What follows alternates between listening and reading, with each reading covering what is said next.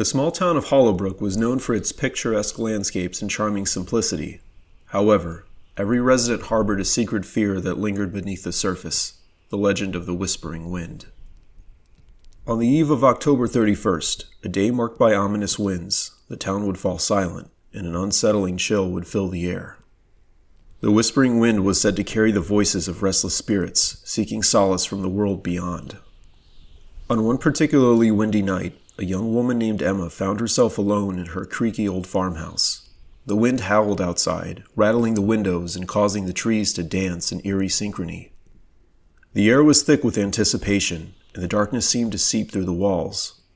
Emma, an avid believer in the supernatural, couldn't resist the allure of the legend. She lit a solitary candle and sat in the dimly lit living room, feeling the draft creep through the cracks. As the minutes passed, the wind intensified, creating an otherworldly symphony of whispers that echoed through the empty rooms.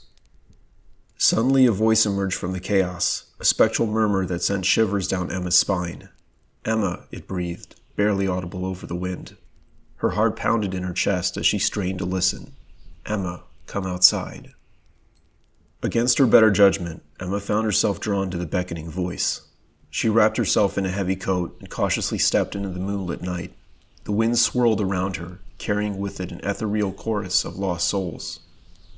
As she ventured deeper into the darkness, Emma noticed shadows moving among the trees, figures that seemed to materialize and vanish with each gust of wind. Panic set in, but an irresistible force propelled her forward. In the heart of the forest, Emma stumbled upon an ancient graveyard, forgotten by time. The tombstones glowed eerily in the moonlight, and the wind whispered the names of the departed. The voice that had called her led her to a weathered mausoleum. Compelled by an unseen force, Emma pushed open the creaking door. Inside, the air was stagnant, and a cold presence enveloped her. The whispers crescendoed, and the voice that had called her revealed itself. A spectral figure clad in tattered garments. "Emma," it intoned, its hollow eyes fixed on her. "You released us from the shadows. Now join us." The wind howled louder, and the graveyard came alive with the ghostly apparitions.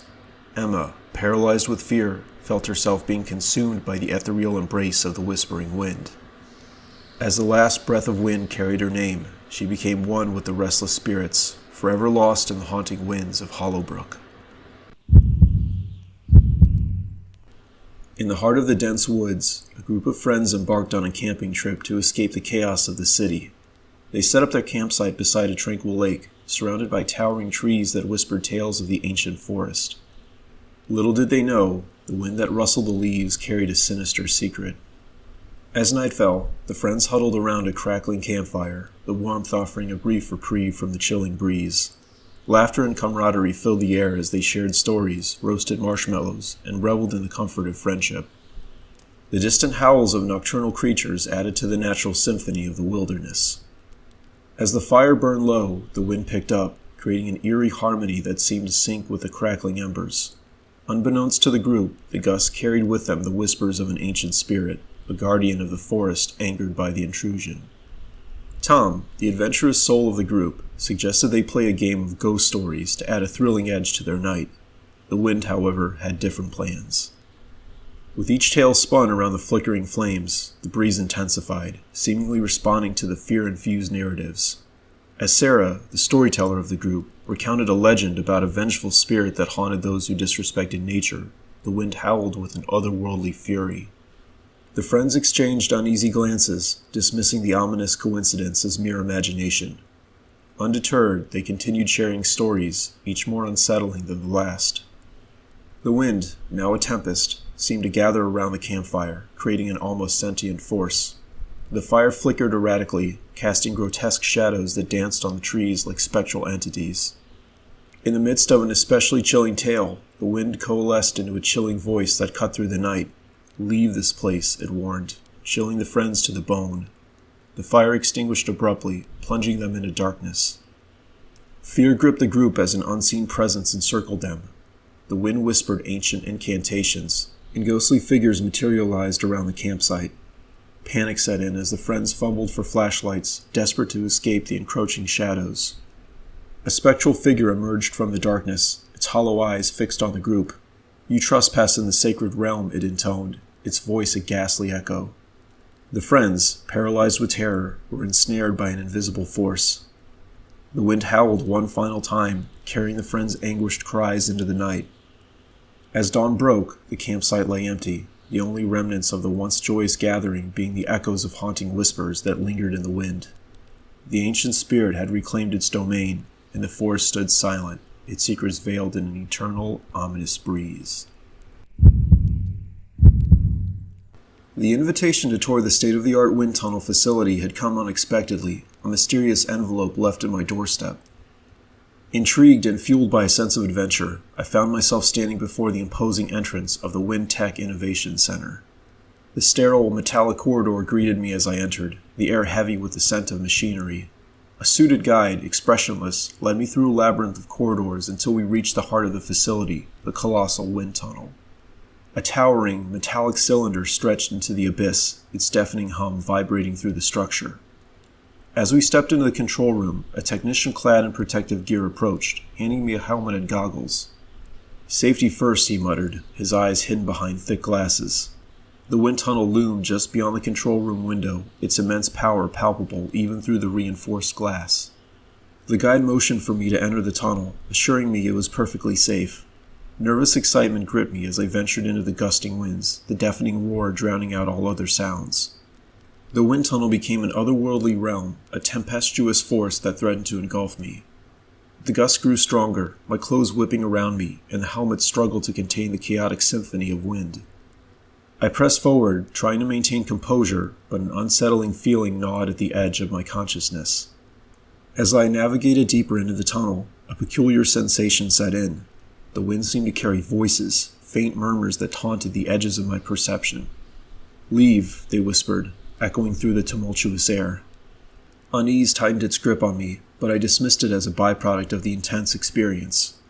The voices grew louder, more insistent, as if the very wind had become a conduit for the ethereal. I stumbled forward, disoriented, the voices now coalescing into distinct words. "You shouldn't have come," they warned, their spectral cadence sending shivers down my spine. Frantically, I turned to leave, but the wind had become a relentless force, trapping me within its cyclonic grasp. Panic set in as the voices intensified, their urgency reaching a fever pitch. I could no longer discern reality from the ghostly whispers that surrounded me. In a final plea, the wind tunnel seemed to scream, a cacophony of voices blending into a haunting wail. Darkness enveloped me, and the voices became a chorus of lamentation, mourning an eternity of imprisonment within the confines of the wind tunnel. I awoke, disoriented, in a sterile corridor where the tour had begun. The guide stood by, emotionless, as if nothing unusual had happened. The envelope reappeared in my hands, a chilling reminder of the spectral encounter. As I stepped back into the sunlight, the Wind Tech Innovation Center loomed behind me, a silent behemoth concealing secrets carried on the wind. The voices lingered, haunting whispers that would forever be etched in the recesses of my mind, a testament to the unseen forces that dwell within the heart of the wind. The quaint town of Cresthaven held a peculiar reputation for its unusual stores, but none intrigued me more than Gale's Fans and More. Drawn by the promise of unique and vintage fans, I stepped into the unassuming shop, the creaking door announcing my arrival. The air inside was stagnant, a stark contrast to the cooling breeze I had anticipated. Shelves lined with an eclectic array of fans greeted me, antique oscillating models, intricately designed hand fans, and modern bladeless wonders. The elderly shopkeeper, Mr. Gale, peered at me through thick spectacles, his eyes filled with an unsettling intensity. As I perused the collection, a chill crawled up my spine. The hum of the ceiling fans overhead seemed to echo in an unnaturally rhythmic pattern. Ignoring the unease, I focused on a delicate Victorian hand fan adorned with intricate lace. Mr. Gale shuffled over, his footsteps echoing ominously in the quiet store. His bony fingers extended to take the fan from my grasp, and a shiver ran down my spine as he muttered, "An exquisite choice." As I paid for the fan, Mr. Gale's gaze bored into mine, a disconcerting intensity that left me unsettled. I left the store, the small brass bell above the door jingling in my wake, but the feeling of being watched lingered. That night, I decided to test my purchase. The Victorian fan unfolded gracefully in my hands as I sat in the dim glow of my living room. As I gently waved it, a cold breeze enveloped me, ruffling the edges of the lace. I marveled at the cooling effect, but a subtle unease crept into my consciousness. With each passing moment, the rhythmic hum of the fan began to mimic a distant chant. The air, once refreshing, now carried an undercurrent of something sinister. The shadows in the room seemed to dance to an unseen rhythm, casting elongated figures that flickered in the dim light. A sudden gust of wind extinguished the candles, plunging the room into darkness. Panic seized me as an unsettling silence settled, broken only by the eerie chant that resonated through the air. I fumbled for the light switch, but the oppressive darkness persisted. In the blackness I felt a presence, a whisper of cold air on my neck, the rustle of unseen hands in the darkness. The rhythmic chant grew louder, suffocating in its intensity. I clutched the fan tightly, my heart pounding, and attempted to stifle a scream. As abruptly as it began, the chant subsided, and the room returned to its quiet stillness. Trembling, I hesitantly illuminated the room, revealing the fan resting innocently in my hands. The air felt normal again, devoid of the ominous chill. Gale's Fans and More became an abandoned storefront in my memories, a place I dared not revisit. The Victorian fan, once a charming addition to my collection, now sat tucked away, a reminder of a chilling encounter with a seemingly innocent purchase. The town of Cresthaven harbored secrets within its quaint stores, and the fans held stories untold, a silent dance with the echoes of a past that clung to the very air we breathe. The sun dipped low on the horizon, casting long shadows through the dense forest as I ventured down a secluded trail. The scent of damp earth and pine filled the air, and the rustling leaves beneath my boots created a soothing rhythm. The only sound that broke the tranquility was the gentle whisper of the wind through the trees. As I strolled deeper into the woods, a soft tinkling sound reached my ears. Intrigued, I followed the melodic chimes that seemed to dance with the breeze. The trail led me to a small clearing where a cluster of wind chimes hung from the branches, their metallic tendrils swaying in the gentle gusts. The chimes were an odd sight in the heart of the forest, their silvery forms creating a mesmerizing display against the backdrop of greenery. Each chime varied in size and design, creating a symphony of delicate sounds that echoed through the clearing. Drawn to the calming melody, I meandered along the hanging chimes, their gentle clangs becoming a companion to my footsteps. The wind carried with it a sense of serenity, and for a moment I felt completely at ease. However, as the daylight waned, the atmosphere shifted. The once soothing melody took on a haunting quality, and the shadows beneath the trees seemed to elongate, casting an eerie pallor over the clearing. The wind chimes, once a source of comfort, now echoed with a disconcerting cadence. Unease settled in, and a sense of being watched enveloped me. The forest, once welcoming, felt like an ancient presence observing my every move. The chimes, now clanging discordantly in the gusts, added to the growing discomfort. I quickened my pace, eager to leave the clearing and the unsettling serenade behind. The wind chimes continued their haunting refrain, the metallic notes reverberating through the trees. Each step felt heavier, as if the very ground beneath me conspired to slow my escape. As I emerged from the clearing, the chimes gradually faded into the distance. The forest, though still and serene, carried the echoes of the unsettling encounter. The trail ahead seemed to stretch endlessly, and the woods, once a sanctuary, now harbored a silent disquiet. The wind chimes lingered in my thoughts, their melody haunting my footsteps as I continued through the darkening trail.